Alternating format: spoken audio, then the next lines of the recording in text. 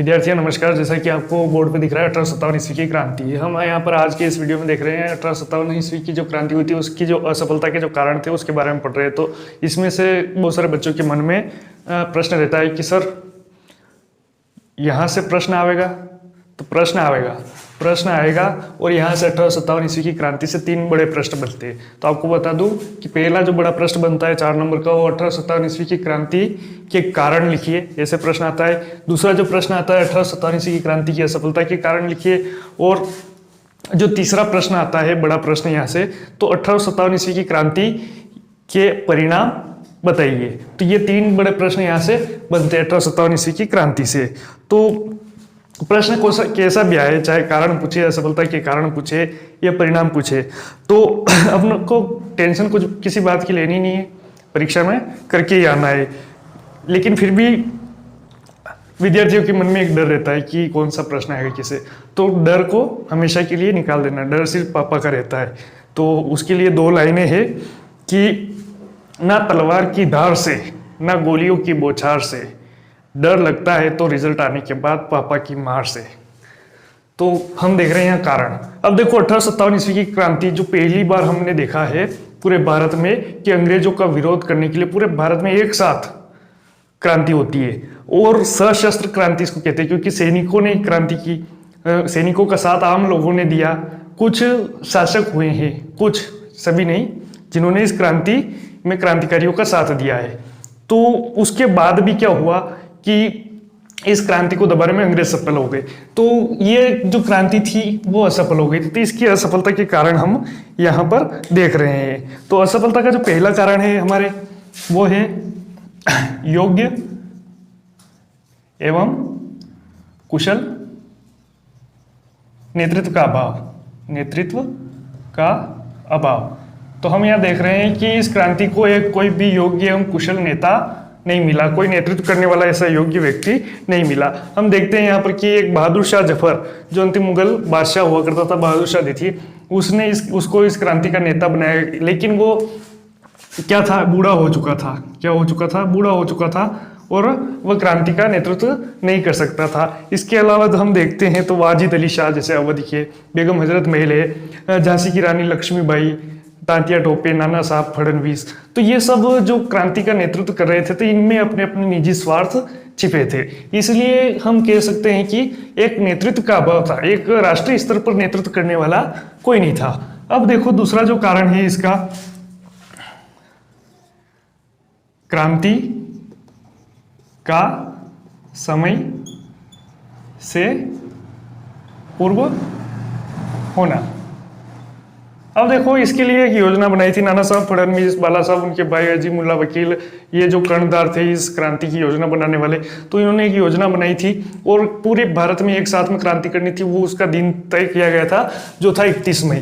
कौन सा दिन तय किया गया था? 31 मई 1857 के दिन पूरे भारत में एक साथ में क्रांति करनी थी। लेकिन हुआ क्या, एक तो चर्बी वाले कारतूस की घटना, उसके बाद में जो मेरठ था, मेरठ के जो सैनिकों ने इस क्रांति की शुरुआत कर दी। तो 31 मई की जगह जो शुरुआत हो गई थी वो 10 मई 1857 को हो गई थी। तो क्रांति का समय से पहले होना भी इस क्रांति की असफलता का एक कारण माना जाता है। मेलिसन ने इस क्रांति की असफलता के बारे में लिखा है। किसने लिखा है? मेलिसन नाम के व्यक्ति ने। क्या लिखा है कि यदि पूर्व योजना के अनुसार 31 मई 1857 को पूरे भारत में एक साथ स्वतंत्रता संग्राम होता, एक साथ में आजादी की लड़ाई लड़ी जाती, तो हो सकता है कि अंग्रेजों को पुनः भारत को विजय करना संभव नहीं होता। तो ये बात मेलिसन ने कही है। किसने कही है? मेलिसन ने। ठीक है। अब जो अगला जो कारण है हमारे, वो है, अगला जो तीसरा कारण है उसको हम देखते हैं। तो भारतीय नरेशों का असहयोग। जो भारतीय नरेश थे, राजा जो शासक थे, रियासतों के जो शासक थे, बहुत सारे ऐसे थे जिन्होंने अंग्रेजों का साथ दिया। किसका साथ दिया? अंग्रेजों का। और कुछ तटस्थ रहे, क्रांतिकारियों का साथ नहीं दिया। तो इनके बारे में कैनिंग, उस समय का जो गवर्नर जनरल था कैनिंग ने इनके बारे में बताया है कि तूफान को रोकने में बाघ की तरह इनको बताया। किसको बताया है? भारतीय नरेशों को। तो किसने बताया? कैनिंग ने, क्योंकि इन्होंने क्रांतिकारियों का साथ नहीं दिया। अगर ये भी क्रांतिकारियों का साथ देते तो हो सकता था कि बाजी पलट सकती थी, ये 1857 की क्रांति सफल हो सकती थी। क्योंकि उस समय जो भारतीय सेना थी, भारत के जो अंग्रेजी सेना में जो भारत के जो सैनिक थे, उनकी संख्या अंग्रेजों की तुलना में 7 गुना अधिक थी। उसके बाद भी ये क्रांति असफल हो गई। देखो, इसके अलावा और भी जो कारण माना जाता है, तो एक एक करके देखते जाएंगे हम। चौथा है जमींदारों, व्यापारियों एवं शिक्षित वर्ग का तटस्थ रहना। अब जो जमींदार व्यापारी थे, कुछ ने तो अंग्रेजों का साथ भी दिया, लेकिन जो शिक्षित वर्ग था, शिक्षित वर्ग का मतलब ये है कि जो पढ़े लिखे लोग थे, जो पढ़े हुए थे, वो समझदार थे, उनको पता भी था कि यह जो क्रांति कर रहे हैं, तो यहाँ देखो सबसे पहले नेतृत्व का अभाव है, कोई ऐसा इनका नेता नहीं है, अब इनके कोई आदर्श भी नहीं है, देशभक्ति पूरी तरह से नहीं है, बस ये एक तरह से अंग्रेजों का विरोध कर रहे हैं, इनका निश्चित लक्ष्य नहीं है। तो ये भी एक कारण है, माना जाता है। तो शिक्षित वर्ग ने क्या कहा कि अभी इसका कोई परिणाम निकलने वाला है ही नहीं, तो हमको सहयोग किसी का करना ही नहीं, ना तो हम क्रांतिकारियों का सहयोग करेंगे और ना ही अंग्रेजों का सहयोग करेंगे। तो शिक्षित वर्ग एकदम तटस्थ रहा, यानी कि उसने कुछ नहीं किया, ना तो क्रांतिकारियों का सहयोग किया और ना ही अंग्रेजों का सहयोग किया। अब देखो, अगला जो कारण है वो है सीमित साधन। अब देखो, जो क्रांतिकारी थे, जो सैनिक थे, भारतीय सैनिक थे, उनके पास में साधनों की कमी थी। अब देखो, एक तरह से समझो तो जो अंग्रेजी सैनिक थे, जो यूरोपीय सेना थी, वो एक तरह से ट्रेंड थी, यानी प्रशिक्षित सैनिक थे, उनको सब चीजें पता थी और उनके अंदर अनुशासन भी था। ये सब चीजें होने के बाद जो भारतीय सैनिक थे, इनमें एक तो अनुशासन की कमी थी, एक इनमें प्रशिक्षण का अभाव था, दूसरी चीज ये है कि इनके पास हथियार वैसे नहीं थे जैसे यूरोपीय सैनिकों के पास में अत्याधुनिक हथियार हुआ करते थे। तो हथियारों का अभाव था, रसद सामग्री, जो खाने पीने की चीजें, तो वो समय पर नहीं मिल पाती थी इस क्रांति के दौरान। तो सीमित साधनों के माध्यम से ही ये क्रांति कर रहे थे, तो ये भी एक कारण था। अगला जो है निश्चित लक्ष्य एवं आदर्श का अभाव। निश्चित लक्ष्य एवं आदर्श का अभाव। अब देखो, यहाँ पर लक्ष्य और आदर्श का मतलब ये है कि जो क्रांति करने वाले थे, उनके सामने कोई एक निश्चित लक्ष्य नहीं था, ऐसा कोई आदर्श नहीं था कि हम क्रांति किस लिए कर रहे हैं। बस इनको ये था कि हमको यहाँ से अंग्रेजों को भगाना है। वैसे अंग्रेजों को यहाँ से निकालने के लिए ये क्रांति की गई थी, लेकिन अंग्रेज अगर भारत को छोड़कर चले जाए, यहाँ भारत से उनको निकाल भी दिया जाए अंग्रेजों को क्रांति करके किसी माध्यम से, तो उसके बाद में, अंग्रेजों के जाने के बाद में भारत का जो प्रशासन है, उस प्रशासन व्यवस्था को किस प्रकार से संभाला जाए, तो ये जानकारी इनके पास में नहीं थी। तो ये एक तरह से हम कह सकते हैं कि इनके पास कोई निश्चित लक्ष्य, आगामी योजना नहीं थी कि बाद में हमको क्या करना है, और ऐसा कोई आदर्श इनके सामने नहीं था कि हमको क्या करना है भविष्य में। तो सावरकर ने भी इसी बात के बारे में बताया है कि क्रांतिकारियों के पास में कोई निश्चित आदर्श नहीं था। अगर क्रांतिकारियों का कोई निश्चित आदर्श होता और वे उनके लिए, उस आदर्श के लिए लड़ते, तो क्रांति का अंत भी उतना ही अच्छा होता जितनी कि इस क्रांति की शुरुआत हुई थी। तो इस प्रकार से विनायक दामोदर सावरकर ने अपनी पुस्तक भारत का स्वातंत्र्य समर में लिखा है। अब देखो, जो अगला जो कारण है हमारे,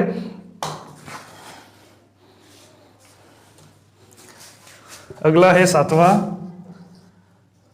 अंग्रेजों की अनुकूल परिस्थितियां। अंग्रेजों के लिए जो 1857 का वर्ष था, ये बहुत ही अच्छा रहा था। कैसे रहा कि क्रीमिया के युद्ध में अंग्रेज सेना गई हुई थी, चीन के साथ युद्ध करने के लिए अंग्रेजों की सेना गई हुई थी। उसी समय जब 1857 की क्रांति शुरू होनी थी, तो उसी समय अंग्रेजों की सेना भी वापस भारत आ चुकी थी। इसके अलावा अंग्रेजों ने 3,10,000 सैनिकों की एक अतिरिक्त सेना का गठन कर लिया। किसका? अतिरिक्त सेना का गठन कर लिया। तो इन सब बातों को हम देखें तो अंग्रेजों के लिए बहुत ही अच्छी परिस्थितियां बन गई थी। इसके अलावा हम संचार के क्षेत्र में देखें तो जो डलहौजी द्वारा जो सुविधाएं दी गई थी, कौन कौन सी, रेल और डाक तार, ये जो संचार सुविधाएं की गई थी इनकी भी महत्वपूर्ण भूमिका मानी जाती है। ये भी अंग्रेजों के लिए अच्छी परिस्थितियां थी क्योंकि रेल जो थी, रेल से कम समय में एक स्थान से दूसरे स्थान पर सेना को और उनकी रसद सामग्री को पहुंचाया जा सकता था। डाक तार के माध्यम से एक स्थान पर कहीं क्रांति हुई तो उसकी सूचना फटाफट से जल्दी पहुंचाई जा सकती थी दूसरे स्थान पर। अब जो अंतिम हमारा कारण है, कैनिंग और अंग्रेजों की कूटनीति। तो यहां नीचे नहीं दिख रहा हो तो यहां लिख दूं, कैनिंग और अंग्रेजों की कूटनीति। ठीक है, तो कैनिंग और अंग्रेजों की कूटनीति जो है वो भी इसमें काम आई, क्योंकि हम उस समय देखें तो पंजाब के अलावा जो अफगानिस्तान का जो पश्चिमोत्तर भाग है भारत का, वहाँ के जो पठान है, सिंधिया है, तो इन शासकों ने क्या किया है कि अंग्रेजों का साथ दिया। किसका साथ दिया? अंग्रेजों का साथ दिया। तो उनकी कूटनीति इस समय काम आई अंग्रेजों की। और जो कैनिंग जो था, इसकी उदार नीति का भी प्रभाव पड़ा। तो कैनिंग की उदार नीति का भी प्रभाव इसके अंदर माना जाता है। इसके अलावा जो हम देखें तो एक इतिहासकार है आरसी मजूमदार ने जो कूटनीति है अंग्रेजों की, इसको ही इसकी सफलता की चाबी बताया। तो ये कभी परीक्षा में पूछा तो नहीं गया है, लेकिन याद रख लेना, आरसी मजूमदार, इन्होंने अंग्रेजों की कूटनीति को ही सफलता की चाबी बताया है। ठीक है, ये हो गई लगभग 8 असफलता के 8 कारण।